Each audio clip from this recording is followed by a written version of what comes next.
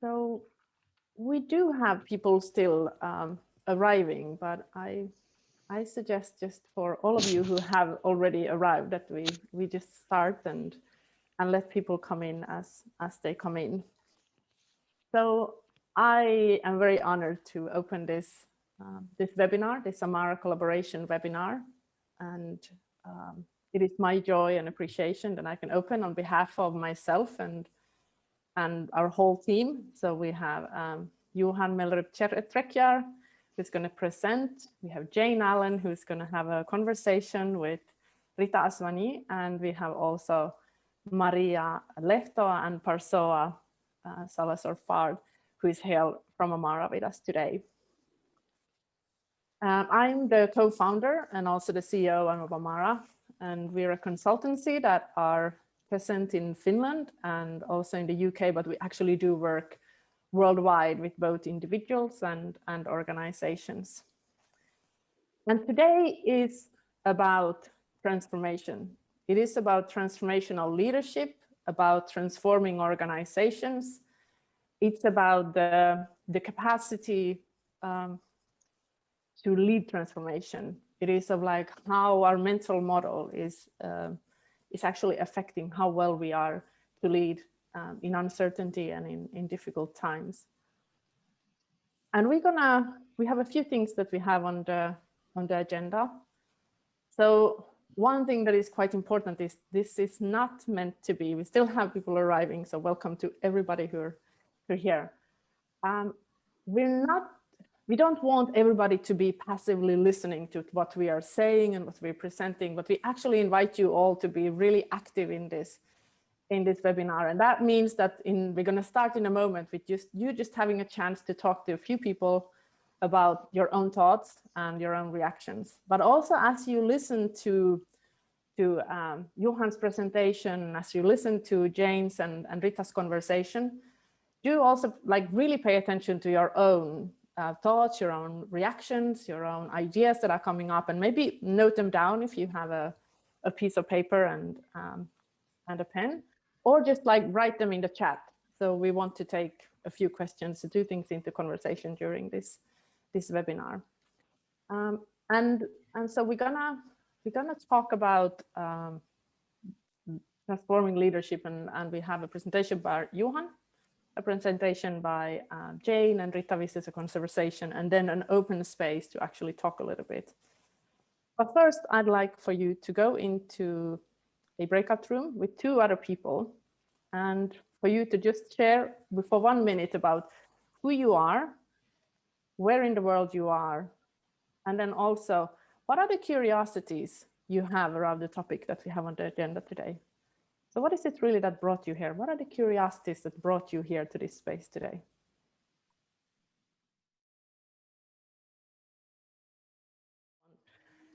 What I wanted to just say a few words before I let Johan talk about how we create the mental mind. And that was this morning, I had actually a coaching session walking outside here with a person who had been working for a long time and is leading is a CEO of a self-organizing organizations. And he was thinking about, well, what are the things that he thinks it's really important for the company to go forward? And he talked about systems thinking and being able to acting in the system.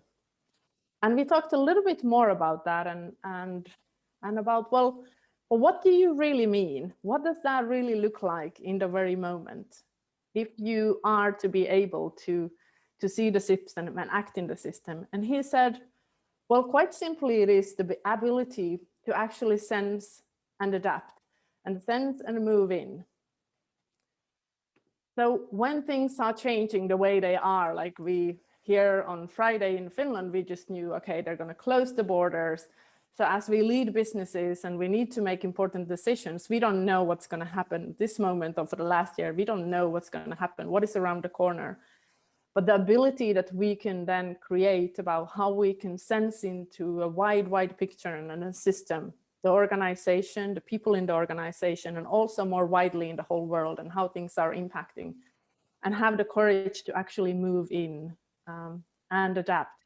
was the thing that he brought up. And that is one of the things that I invite us here to do today, is to, as we now move into Johan's presentation, do pay attention to what are you sensing? And what would be your action in a moment? What is the action that you do consciously? What is the action that is maybe coming from a reactive place? As I think that is the place where we so easily go into when we are pushed and we're putting into a stress situation. So rather than us just being listening to the information Johan is sharing, also listen to yourself as a way of actually developing the capacity to sense and adapt. So with that, Johan, would you want to talk a little bit about transforming leadership and the mental mind?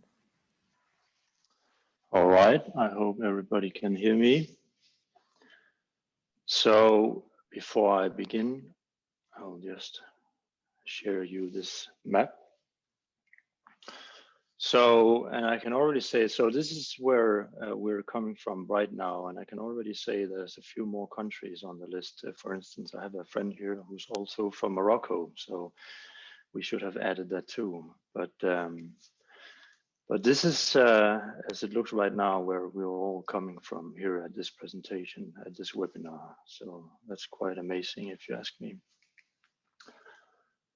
All right, so I will be talking about leadership and I'll be talking about change, but maybe it's going to be a little bit different from what you're used to, who knows.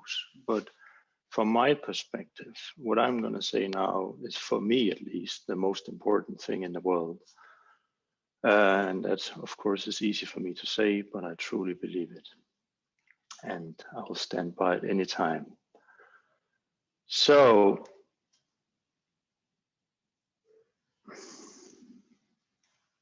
more than 100 years of leadership research and thinking.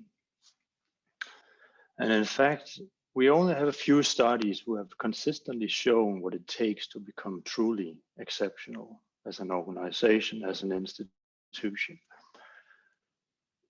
So level 5 and transforming leadership seems to be what it really takes. And what is that? What does it say? It says that it's not the thinking, it's the people. Because the people, they're the ones who do the thinking. So most of us, we would think that when I look upon the world, I see the world as it is. But that's not entirely true. In fact, from a neuroscience perspective, you would say that no, what we see is our internal model of the world. So I just see this, and everything outside of my model is not part of my reality. It's just not there. It does not exist to me. It's not that I'm not experiencing it, but everything that happens outside of the limits of my model, of the boundaries of my model, is being translated so it fits my model. And what I do is what we call model actualization. It's actually a biological drive. I try to drive my model of the world. I want to push it through. And I do that by taking everything from the outside and making sure that it fits my model of the world. And why would that be a problem? Say, let's see, if I were supposed to fix poverty in this area of the world, this is a favela in southern Brazil. I were to fix poverty here. I'm fairly good at what I'm doing, at least that's what I think. But maybe I'm not aware that I have a horizon of understanding. That means that my understanding of the world is in fact limited, and we all have that. Nobody is free of that, especially not me. I can tell you that from personal experience. But I'm fairly good. I can connect the dots. I have the right contacts. I'm good at networking. I can get the materials. I can be challenging. I can convince people, and I can get the money. But what if that was not enough? What if I needed to connect way more dots? Maybe for me to fix this problem, I needed to see a much, much more complex reality. In fact, there were several dots I needed to connect, but they're not part of my reality. They're not part of my model. I just don't see them. I would have to push my horizon of understanding way up. And I needed to understand several things. For instance, here on the left side, I would need to understand hidden culture, hidden dynamics, people's trauma, people's mental models. But even more importantly, I would need to understand my own shadows, my own thinking, my own feelings, my own learning, and my own blind spots. And this is what it takes, because if I'm not trying at least to be aware of these things, I'm going to be part of the problem. I'm not going to be the one solving the problem. I might even make it worse. And I, for one, has seen this in real life, working with a few aid companies. I've seen when things go from bad to worse, simply because we know all the things below our horizon, but we do not know the things above it. It's not part of our reality.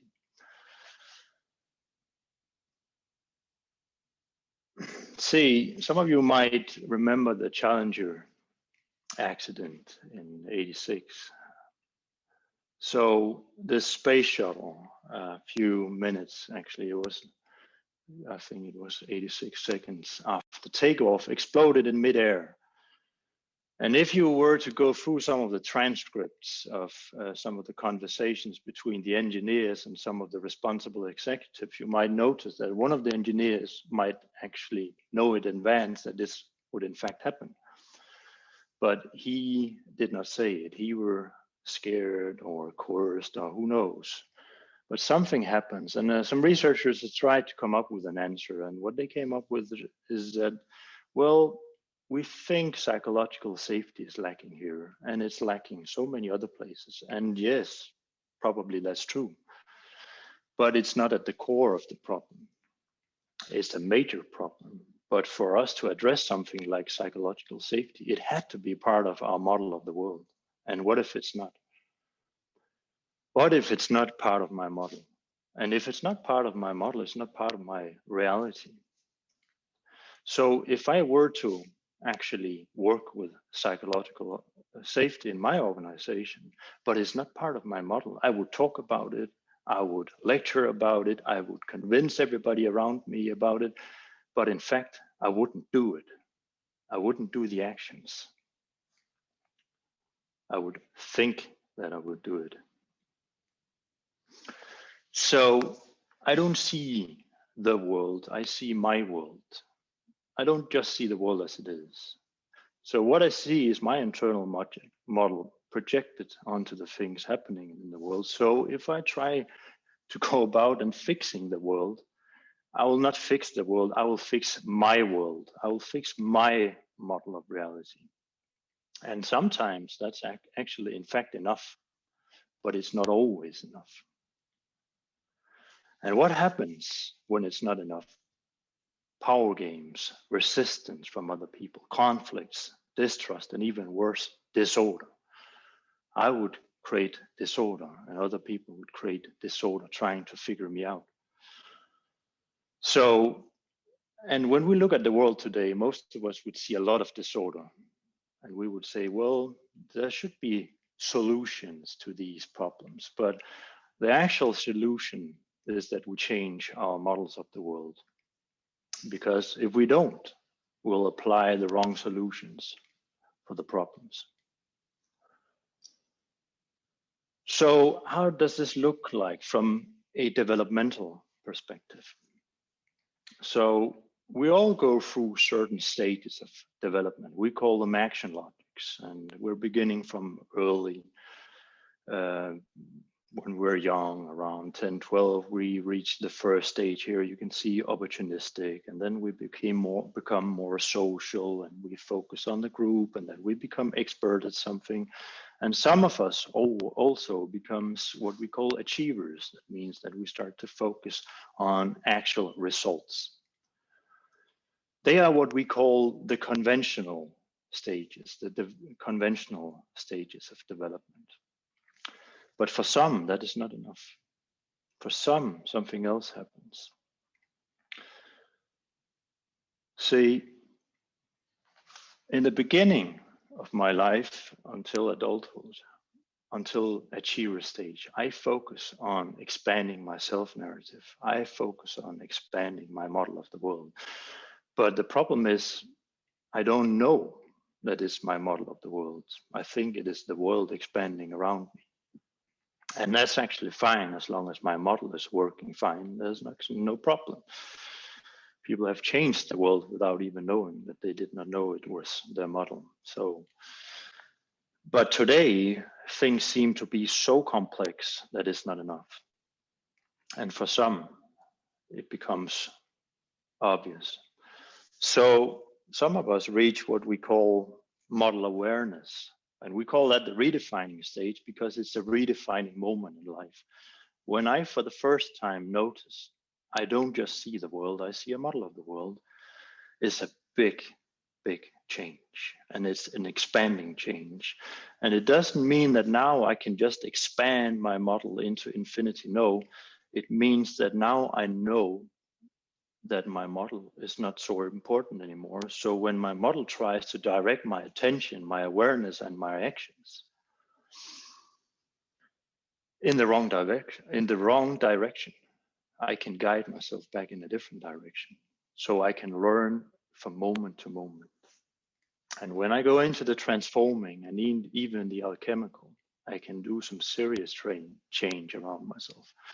See, because if I was an engineer and somebody tried to change my mind, and it might take them 3 months or 6 months, that would be a problem for me. It would be a problem for them. But what if I could change my mind right then and there at that meeting, in that moment, simply by being aware that what I disagree with is my model. I don't disagree with what they are saying.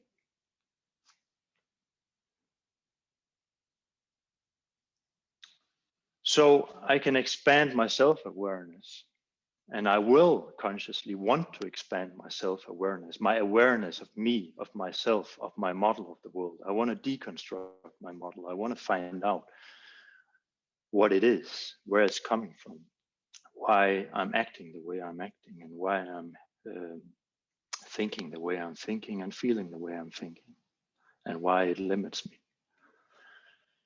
And this also goes for organizations, because organizations has limiting horizons too. And as long as our problems is below our limits of our horizon, then it's no problem. I have a problem here and I have the right tool. I have another problem. I have the right tool. But what if I don't see the problem and I apply the wrong tool? I apply the tool that I have as the wrong tool. So as we go about our lives thinking within the conventional frames of reality, we might think that we have the right tools, or at least we just need to get some new tools. But we might not know that we're in fact the tool. We are the tool because we see the world, and the way we see the world determines the way we're going to apply what we can do. So what we call inquiry in action, or action inquiry, is about being aware from moment to moment, being aware of my actions. Because how do I actually change my model of the world? See, my model of the world, either it will change because the world changes. This will be pretty much unconsciously. Something just changes around me, and that's going to change my brain. And then my brain is going to predict a different reality than before, but I wouldn't be aware of it. But consciously, I could change my behavior, and even harder, I could change my relationship to my model of the world by being aware of it when it acts upon my experiencing of reality. So how can I do this? I can constantly challenge my own assumptions, our assumptions, the organizational assumptions. I need to test assumptions all the time. I need to test them through inquiry and action. Model awareness from moment to moment. That's what we have done. We have applied it. I've applied it in my own life. And it has changed me, that's for sure. So what actually happens? How do we reach for these guys out there? How do we do it? What happens? What happens in the brains and in the minds of people? So let's say I'm at a meeting. Somebody says something. My brain creates a body reaction. It might be resistance, at least that's what I feel. That resistance feeds into my conscious awareness. And now I react to the reaction by giving it an explanation. So I consciously think the person on the other side is wrong, and I start to mobilize my counter argument. But in fact, we shouldn't. If we want to become truly effective, I need to stop myself. I need to be aware of what's going on inside me and around me.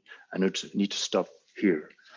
I need to be aware that something is going on inside my body, and I feel it might be resistance, but it doesn't matter.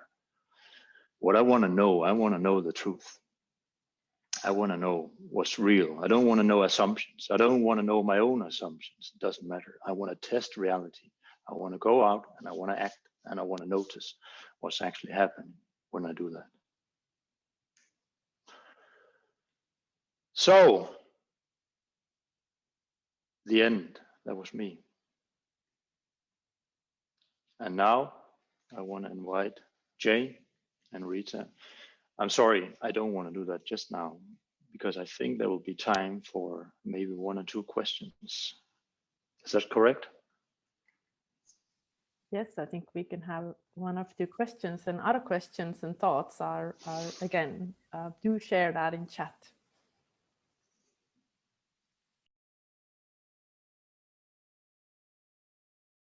So all of that is actually either a part of my model of reality or it's not. You know, let's say my model of reality is simply just my brain trying to predict possible outcomes of things around me. And maybe my brain would predict right now is a really good idea to be empathic or to have empathy for other people. So then it would be a part of my model, and that's a very good thing. And that's what we're training when we train empathy and all these things, for instance, through meditation or whatever we do, or just by doing it. So then and there, I'm actually either practicing what I already are able to do, or I'm trying to change my model of the world, maybe because I'm not always being empathic. But the most important part is my awareness. So when my brain predicts that now I shouldn't have compassion for somebody, then I should be aware, because maybe it's just my model. Maybe that person actually needs empathy. So I hope that was a sufficient answer. Yeah, thanks a lot. Thank you. I think Anna was wanting to ask a question. Yes, thank you so much, Johan. Amazing presentation, and hello everyone. So challenging new wording for me, which I enjoyed and my brain enjoyed. A question I have is that, to my understanding, people expand their awareness to their kind of own pace, whatever it might be. So in your experience, is it enough if even some people just expand their awareness enough to impact the rest of the lot? Or is it okay that people kind of have different types of journeys and it still works? So that's just you know, like I understand for one individual, but when we put a lot of people together with different experiences, that's kind of when it might become quite interesting. So that's my pretty vague question, but maybe you can get a hold of that. Definitely. So from my experience, and especially I know some of my colleagues who are even better at me at these things, yes, it does matter if just one person in a group are able to translate some part of the reality others just can't see. That person doing it in the right way by being compassionate and trying to not poke people in the eyes, you know, you don't know what reality actually is, but actually being inquiring, being curious and being gentle, you can actually affect a lot of people. But it is hard. That's my experience. It's really hard. And that's why being a top executive is really hard. So because even though you have the power, you know, you don't always have the power to change people's minds. You need to do that in different ways. So Thank you, Johan. I think there is a few more questions and we also are to move on. So please do write your questions in the chat, and maybe some of them are actually coming up in the next conversation between Jane and Rita. That is around organizational development. But the ones you have, if you put them in chat, maybe we can take them towards the end. So Jane and Rita. Thank you, Heidi. Thank you, Johan. And thank you, Rita. So I'm very blessed that I have the opportunity at this point in our webinar to introduce Rita Journey to you. She has agreed to come and share some of her experiences. So we're taking the things that Johan has been talking about, and we're going to just pursue a little bit about what it's like to be in an organization, taking these ideas and working with us. And then hopefully you will also hear something of her own personal journey in this. So, and it would be great if there was time to ask one or two questions. So Rita is a senior HR leader. She's had over 15 years of leadership experience in the manufacturing companies, covering Europe and South America, with a count of over 10,000 employees. So from that perspective, a very rich and deep and significant experience. She's also an entrepreneur running her own family business in Hungary, which is in the hospitality sector. And furthermore, Rita is a very wonderful and robust partner to us. And I think we've known you and worked with you for at least 3 years. It feels like longer. And so I want to just dip in, Rita, to invite you to say, when you found Amara, I don't know if you were looking for Amara, but what was the issue or problem you were dealing with that led you to connect with us? Perhaps you could share a little bit about that. So first of all, hello everyone, and thank you, Janie, for this wonderful introduction. Answering the question, I think it was around back in 2018 when personally myself felt very stuck with my professional work. And of course, I felt like that because the organization was stuck after very hectic years of ups and downs in the business. And we have lost a lot of key leaders, and we have burnt a lot of people, which felt like a too high price for the organization. And it seems that we have tried our best, we tried hard, and we just felt that we couldn't push any harder. So it was really a point where, referencing to Johan's presentation, we had all the tools, but those tools didn't seem to work on the problems we were facing.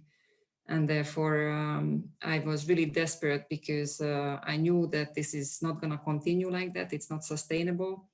And we need something entirely different, a sort of a shift in paradigm where we would need to find a smarter way, not just pushing harder.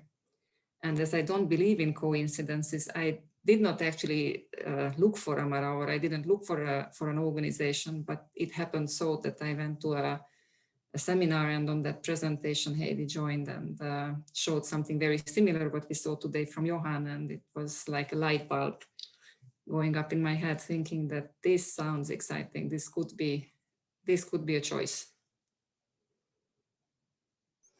Thank you, Rita. So we started a journey after that connection, and there are many details which we might talk about elsewhere, but I think it might be useful to just have some idea about, well, what impact has this partnership that we engaged in and the journey had on the company, on the business, on the people with whom you engage?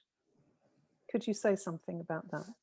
Yes, it's quite a challenge to summarize this few years, really intensive work in a few words, but really thinking about the impact, I would like to summarize it in that sense that we simply stopped the bleeding. So our initial target was that it was really unbearable environment at that time, and after maybe a year and a half, we noticed that we managed to stabilize those most critical parts of the organization. We stopped losing our leaders. Moreover, we had some key leaders who went through some both individual and team development sessions, and it was obvious for us that some of these individuals really found the sparkle. And I think what happened that on a personal level, people, and then more people started feeling that there is a growth opportunity. And this growth is not limited to the professional self, but it's like a holistic approach with individuals, like a human being being able to grow. And I think one of you asked this question, how many leaders does it take to transform an organization? At least I heard the question like that. Of course, and Johan's answer, I could not agree more with. The more of these individuals we found in the organization, the more it became sort of a movement, which means that it was not anymore an individual's heroic task to transform the organization, but there were a lot more people, individuals who kind of joined the gang, if you will. And it became just obvious after a while that we reached the critical mass, a sort of tipping point with which it was just natural to identify this journey as an organizational transformation through basically a cultural change, changing the culture of the organization, which started shifting, which started changing because of these individuals. And then when we put the dots together, then we actually realized that we are working on the system level. Well, thanks, Rita. We'll talk a little bit more about your leadership in this in a moment, but what would you say about the process of being in partnership with us during this time? And you can be as honest as you like. Well, I'm using these words journey and partnership consciously because of course, when we first introduced Amara, or I first introduced Amara to our organization, there was some skepticism around, and that was about, oh, just another consultant is coming in. And I think the main value, or the main thing I would like to highlight here, this partnership on the journey, which to me or to us meant, or it means that with Amara we had an independent, candid, non-compromising and trusted partner who could help us hold our hands. I'm going to use this word, hold our hands, because we went through lots of ups and downs. It by no means was a straight line or a simple journey. There were very many difficult moments where we could trust Amara for advice. So I'm not saying that, of course, not Amara made the decisions for us. They didn't bring us the solutions, but they were there for us to give advice and also to open up choices. I would perhaps want to highlight one very important aspect of this cooperation, that Amara never came with ready answers. Actually, they challenged us to help us find our own answers by asking the right questions. So it was a complete change of expectations and thinking. Instead of a consultant coming in and say, here is your solution, this is your magic sauce, run with it. They said, oh, we will, if there were those easy answers, you would have already found them yourself. Instead, we will partner with you so that you can raise the right questions, and we will help you find your own answers. Thank you. And I think just to take the liberty of saying a little bit for me, that touching on one or two of the things you said, I think we always aim to walk the path with you. And I think we certainly put our hands in the fire. You talked about firefighting. So I think it isn't, it could come across as a very gentle process, but it's actually a very challenging, and we have to stick with the difficult parts of the journey as well as the rewards. So talking about journey, then how could you say something about your own leadership? Because I can say that you've been a significant transformational leader, bringing other people along in your company. But can you say a little bit more about that journey for yourself? How did you come into this, and what did it mean for you? I really have to start with me, myself, and I, as it came again clear to me in this presentation from Johan, that it all starts with what do you do with yourself and with your model, and how do you see the world? And I realized that I need to help first myself, because I was the problem. I was not part of the solution. So that naturally meant that when I heard and saw the presentation from Heidi, I felt something very similar, by the way, what I felt now after listening or during listening to Johan's presentation, and that still gives me goosebumps, because this concept and this model is just so powerful and so significant that I felt the first thing that I need to share this with someone, because I want to test whether this is real. So I have invited a very influential and very trusted colleague of mine in the organization to come and see and meet these people and tell me, do you also have this aha moment? Do you also see what I see? And so we started the journey together, participating on the GLP workshop, of course, doing the GLP profile, and then continued on the advanced version of the program, which allowed me and allowed us to meet some wonderful, like-minded people. Some of them are on this call, I'm sure. And that has also spiraled me further to experiment and spread the concept across the organization, which meant, as I mentioned earlier, that then both inside and outside the organization, I came across with people who I would call like-minded, who got excited and fascinated about this method or concept and started applying it. So it became kind of contagious of its own. It also meant that I had the pleasure to participate in developmental coaching through this exercise. And also we have organized numerous workshops for teams inside the organization, which has created, I think, a critical mass of people where I didn't feel anymore myself a misfit, which I felt in the beginning. And I realized by making more misfits or finding more misfits in the organization actually can transform the whole organization. Thank you, Rita, for being so candid. We're almost on time, but it would be wonderful to just invite a couple of questions, or you said that we prize inquiry. So it would be wonderful to invite a couple of questions to you, Rita, to ask a little more.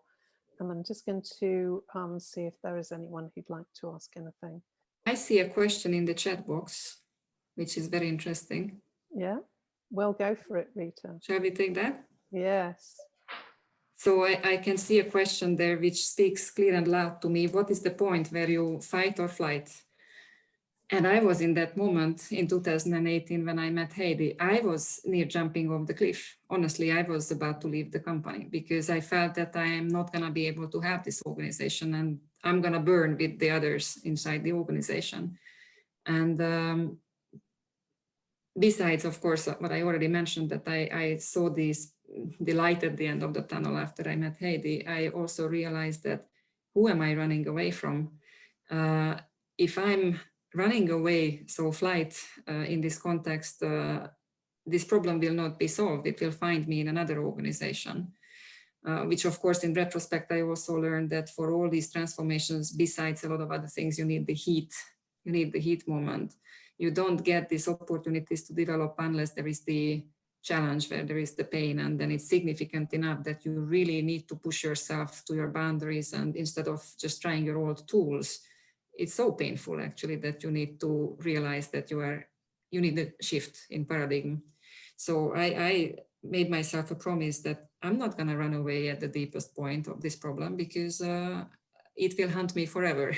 Then it will find me later. And with this combination of seeing the model, which I felt that could actually be a solution, and with the determination that running away will not be of any good, I decided to give it a try.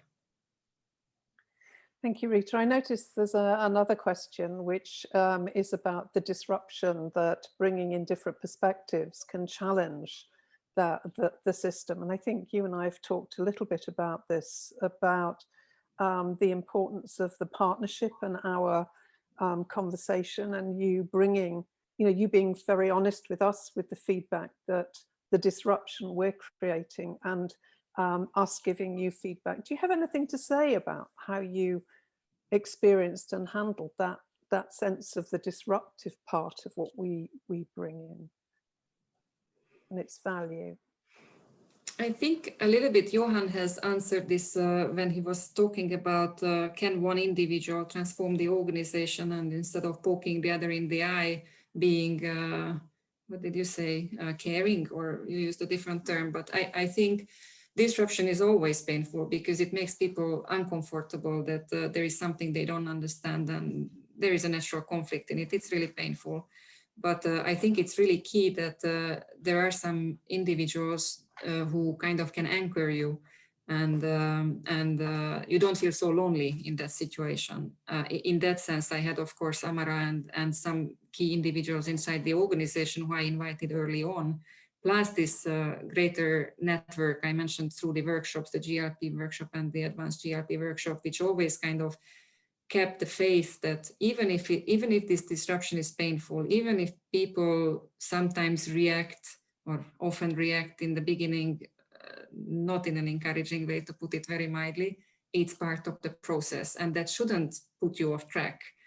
And when you have this reassurance that it is kind of unavoidable, it's a necessary part of the process, that this transformation is difficult and painful and not everybody will come along the way, then it's much easier. Thank you, Rita. So we need to move on, but what I want to do is just acknowledge and thank you so much for being prepared to say such a lot in such a short space of time. And to that point, somebody did put in the chat that this topic needs more than 1 hour. I couldn't agree more. But what I'd like to do is to say that if you're interested in hearing more about particularly the work in organizations to transform or shift organizational work, and you'd like to know a bit more, then if you just put yes in the chat, and then we will look at how we might follow this up. We will have Heidi will talk a bit more about the things we do, but on this precise bit about shifting the organization, then if you were interested in a bit more follow-up, just write yes in the chat, and hopefully we'll be able to respond. So Rita, again, thank you so much. And I'd like to hand back to my colleague, Heidi. Thank you. So thank you, Jane, and thank you, Rita, so much for coming in and sharing your story and all of the wonderful work that you've been doing. And I thought I'd start with here to pick up one question that we didn't answer, and that was after Johan's presentation. There was like, how long does it take to change the way to look at the world? And he was showing the different action logics, the way in which we go. Rita was talking about the paradigm of we changing towards another paradigm, and these are the things that we call action logics. So and there is we're talking about it's grounded in Bill Torbert, one of Amara's founders' work. Of the action logics that are, every action logic is more mature and more expansive than the previous ones that were on the slides. And normally we would say it takes, this is not a quick run of 100 meters. This is work that takes maybe from a year to normally about 2 years to move from one action logic to the other. So this is something that Rita was saying also about how we have been working with her for almost 3 years, and you will have to look at least half a year, 1 year perspective in this work. And I wanted to bring in a few things more, and it is, I'll share some slides. It is a bit of a repetition of what Johan was saying. Well, what he talked about inquiry in action, and I'm just going to say about action inquiry, which is the methodology and is the way in which we have been working both with Rita and her work, but also the work that Johan was talking about, inquiry in action. It is the only approach that actually has been statistically confirmed as reliably generating both individual and organizational transformation. Of course, there is a lot of other ways of doing it as well, but here is a lot of research behind this model. Also, I wanted to bring in, so when Johan was talking about the different mental models, we look at all of these from 3 perspectives, and we have developed this framework in Amara, so the Amara way for aware and transforming leadership, where we look at how the individual, so there's the individual, there is the group, and there is the system. So where we're looking at the individual of really how we practice passionate and pragmatic learning. Johan was talking about the learning in each moment and the learning of how we notice in the moment when we actually might have an assumption or we have a perception that isn't really necessarily true. How we deal with power. Rita was touching on this, of how we exercise power in mature and healthy ways. So whether we use a power over or shared power in the ways we deal in groups and with each other. And also that part of the thinking and acting in the system. So many people talk about the systems thinking, and it's great to be able to see the system. But what Rita also was talking about is how you act in the system to really develop the capacity of seeing the system and then have the courage to actually act in the moment and develop as timely action as we can. Of course, we're all human, so we are not perfect, and it wouldn't be fun if we were perfect. But that part of really looking at all these three at the same time, with inquiry, with the questions, with being curious in each moment. So when we're looking at the transforming leadership and how that leadership that is actually transforming the organization, we have those 7 action logics that we were talking about. The capacity, Rita was mentioning the GLP, which is an assessment, a profile that is profiling the level and the stage of human development. And also the practice, what we actually do in the moment on the right side here. So I wanted to invite you here that if you're interested to know more, an hour is really short, but we're really happy to talk more, see if we can set up maybe a group around people who are really interested in learning more about organizational development and transformation in cases, as in a small group, but also do come and talk to us if you want to know more about your organization and what we might help you with there.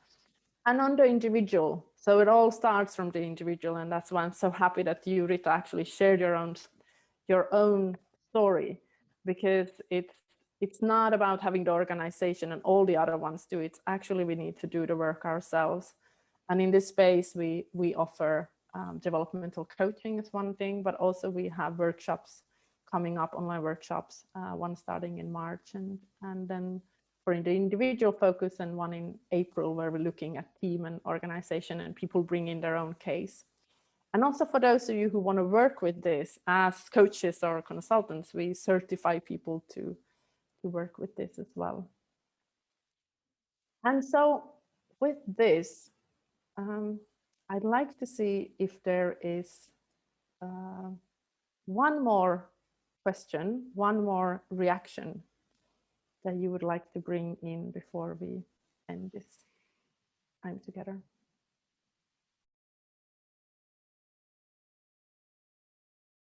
I don't think we can force development. So this is one thing of sometimes we as human beings are in a challenging situation where we need to decide whether we're gonna use that heat moment and the heat experience to actually develop and face the things that are uncomfortable and we might develop. But that doesn't, just to be in a heat experience, just to be in a workshop, just to be in developmental coaching does not make a person develop. We cannot force, that is what I see. We cannot force development, but every person can decide themselves when being in an experience, whether we choose to actually be open to the development or not. Can I comment on that? Mm-hmm. So I just wanted to add to that 2 things. First of all, if you look at children, being around children, they might not develop a higher action logic or a higher stage of development, but children being around adults will be pushed up. And it's also the same with us. I've been around very mature people, and that pushed me, even though I didn't want it, to simply because I started to notice what other people could do that I couldn't do. And very so often this would happen. So if somebody don't want to develop, my best answer would be, well, what could I do more of? How could I develop myself even more?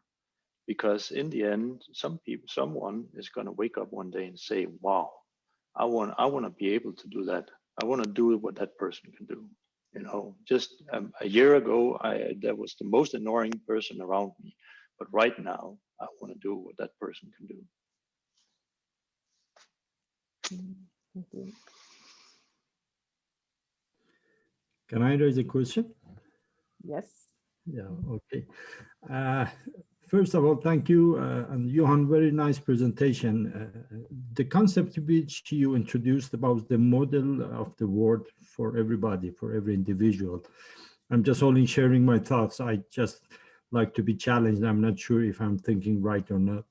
But how that model is made is very depend on the personality of the individual, the ego, the charisma of that person.